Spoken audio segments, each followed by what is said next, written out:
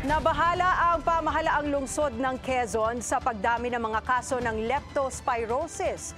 Kasabay nito, nagpaalala ang Department of Health sa tamang pag-inom ng gamot laban sa sakit.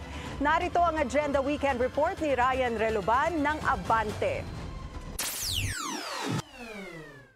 Naalarma ang Quezon City LGU sa mabilis na pagtaas ng kaso ng leptospirosis sa iba't ibang lugar sa lungsod matapos ang malawakang pagbaha dahil sa nagdaang bagyo at habagat. Sa datos ng Quezon City Health Department, nalampasan na ng lungsod ang antas ng epidemya matapos makapagtala ng 43 na bagong kaso ng sakit mula July 24 hanggang 30, 2025. Ayon kay QCESD Chief Dr. Rolly Cruz, umaabot na sa 178 na kaso ng sakit ang naitala mula Enero hanggang Hulyo. Halos 23% na mas mataas sa recorded cases sa kaparehong panahon noong nakaraang taon. Sa nasabing bilang, 23 na ang nasawi na karamihan ay mula sa District 2 na umaabot sa 11.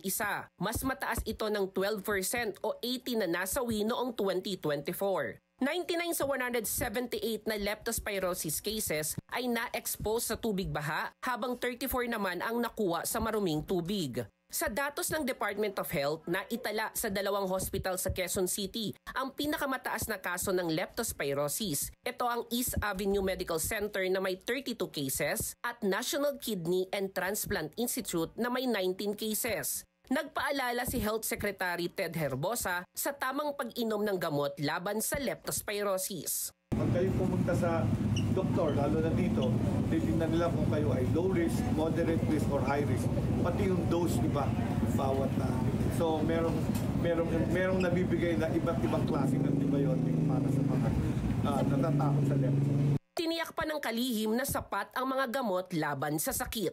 Sapat naman, at in fact, masaya nga ako may nag-declare ng state of calamity kasi meron kaming QRF, Quick Release Funds. Hindi nagagamit lang namin yon pag may declaration of state of calamity. Ayon sa DOH, mula July 13, umaabot na sa 31,569 ang naitalang kaso ng leptospirosis sa mga hospital. Payo ng ahensya sa mga lumusong sa baha na bantayan ng sarili para sa mga sintomas at kahit walang sintomas ay kumonsulta agad sa doktor. Para sa Agenda Weekend, Ryan Reloban, Abante.